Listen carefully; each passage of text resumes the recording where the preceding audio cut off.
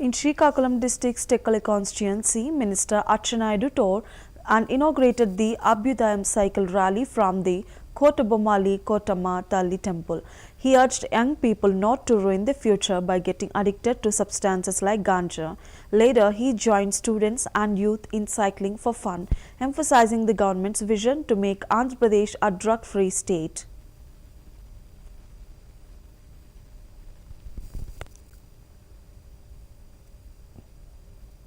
ఈ రోజు గంజాయి లభ్యమవుతుందంటే బాధ ఆవేదన కలుగుతుంది. నేను విమర్శించదలుచుకోలేదు, కానీ దీనికి ప్రధానమైనటువంటి కారణం గత 5 సంవత్సరాలు పరిపాలించినటువంటి ప్రభుత్వం దీన్ని పూర్తిగా గాలికి విడిచిపెట్టడం వల్ల, దీన్ని పూర్తిగా లైట్ గా తీసుకోవడం వల్ల ఆంధ్రప్రదేశ్లో ఈ పరిస్థితి వచ్చిందని చెప్పి తెలియజేస్తున్నాను.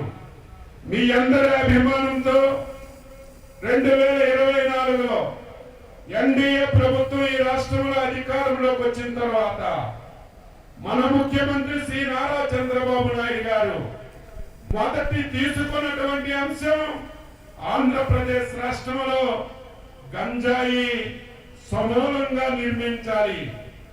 అదేవిధంగా ఆంధ్రప్రదేశ్ రాష్ట్రంలో డ్రగ్స్ ఎక్కడ ఉండకూడదని ఒక దృఢమైనటువంటి సంకల్పం తీసుకొని పనిచేస్తున్నటువంటి విషయం మనందరం కూడా గుర్తుపెట్టుకోవాలి.